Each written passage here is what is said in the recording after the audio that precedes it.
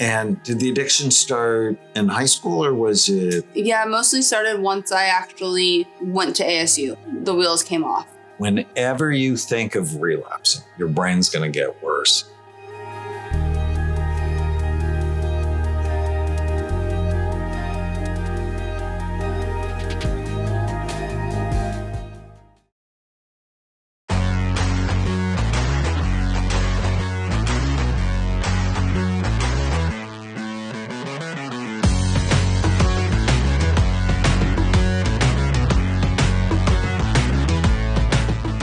Well, thank you so much for doing this. Well, I'm so excited. A joy. I enjoyed meeting you at Steve Aoki's event very much. When worlds collide. Yeah. That's the beautiful forward thing. to doing your podcast in January. Yes. So, but before I do podcasts, I always love to have the brain of the person I'm going to talk to. Because yikes. It just matters. Yeah. So tell me your goal in being here. Well, I think especially as we age, as we get older, we get wiser. And I feel I'm all about health is wealth. Anybody that has followed my journey from starting on the reality show in WWE, they've seen my family's health kind of story and my dad meaning the forefront of that.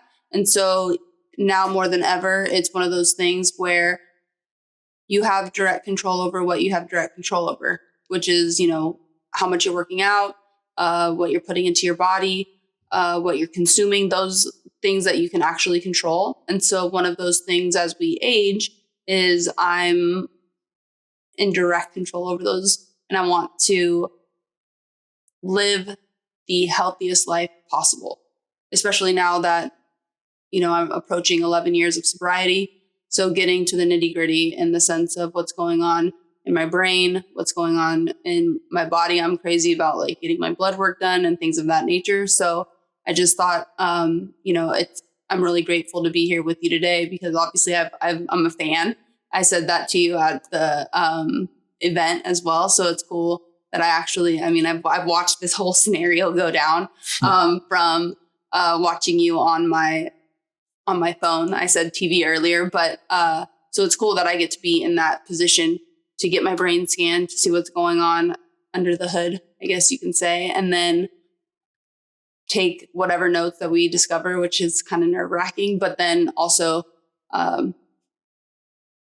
be able to do something about it if there's anything wrong, I guess you could say. Yeah. But, whatever we see is good news. Yeah. Because you have what you have. Mm-hmm. And now that we're going to uncover it, we can do something about it. If you don't look, you don't know. Right. And almost all mental health patients are prescribed stuff without anybody ever looking.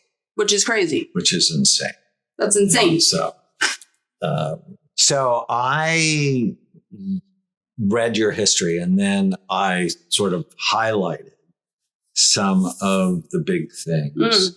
Like you were diagnosed with ADD when you were 16. Yep.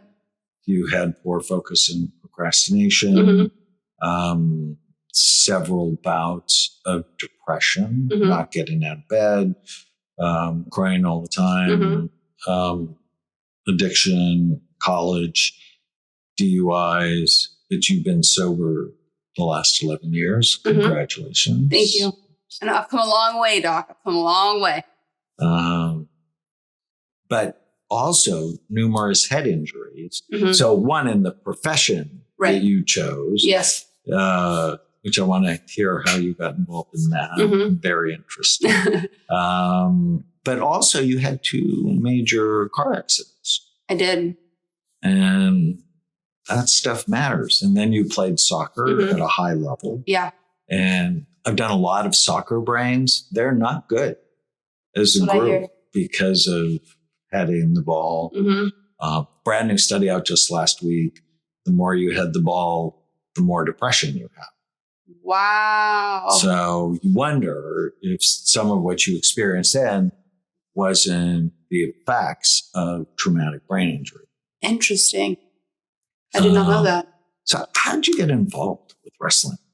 I know it's a very, I don't think another individual will enter the WWE world the way that I did, because it's very abnormal in the sense of, so my dream was to be a professional soccer player.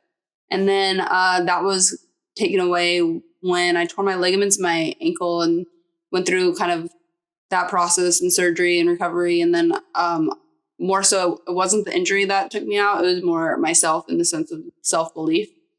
And I've learned that as I got older. But into the WWE is, they don't do it anymore. But at the time, they called them diva searches. So they would go to all the major cities all over, and they would look for the next WWE diva.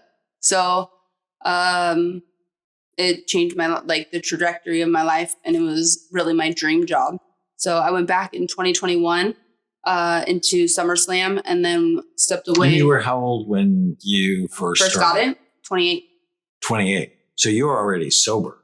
I had actually just gotten out of rehab when I started my audition process. Oh, wow. And met my now husband at that time too.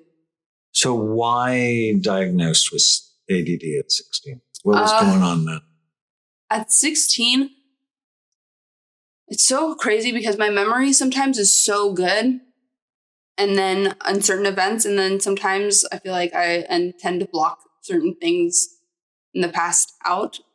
And going through my history, I was like, wow. When I was 16, I was kind of in a weird, and looking back, nothing was wrong. Like really, nothing was at all. Great home, like loving parents.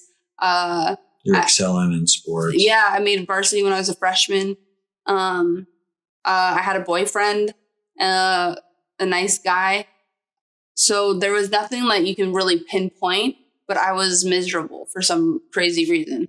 And that's when my mom's my best friend, she was like, what is going on with you? And then that's when we ended up going to the doctor, and then they did some tests and then diagnosed me with ADD. But my parents were they didn't want to put me on any medication because I was like so young. So I didn't get prescribed or take any Ritalin or Adderall or anything like that until college. So. And at what age did you have your first concussion? Well, when I was really thinking about it, I was really young because it was on an accident. So I was messing around playing with my brothers, and we were running, and all of a sudden one of my brothers picked me up tight for a bear hug. And when he let go, I passed out and hit my head on the concrete, and then woke up to my mom and to my parents being like, hey. And then I remember waking up like crying. How old? About? I probably was 6 or 7. Wow. Yeah. I remember that one vividly for the first like major one of like waking up. And then I remember starting to cry. So that was with the loss of consciousness. Yeah. I remember crying because I had no idea what had happened. I remember we were laughing and running and fun. And then all of a sudden I'm waking up and I'm like, what happened? And did the addiction start in high school, or was it mostly get started at ASU? Yeah, mostly started once I actually went to ASU. That's when it really like the wheels came off, because I played soccer at the junior college. And so I didn't have time to be in my addiction really, because I had purpose, I had discipline, I had people relying on me. And you had to stay in shape. And exactly. So I had all of these things that I was looking forward to. I had to perform all the things that I realize now that I need in my life. At the time, I didn't know that. So once that was removed, I didn't know what to do with myself.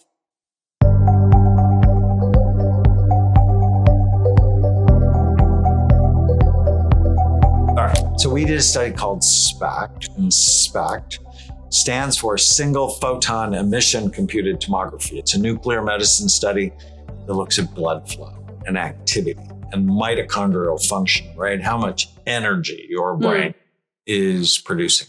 Okay. And it basically tells us three things: good activity, too little or too much. And then my job is to balance it. You have a great brain in so many areas, except right here. And where is that? So right here, it's your prefrontal cortex. Okay. It's the brain's boss. It's called the executive part of the brain because it's like the boss at work. Focus, forethought, judgment, impulse control, organization, planning, empathy, learning from the mistakes you make. It's the brain's brake. So the holes, you don't have holes in your brain.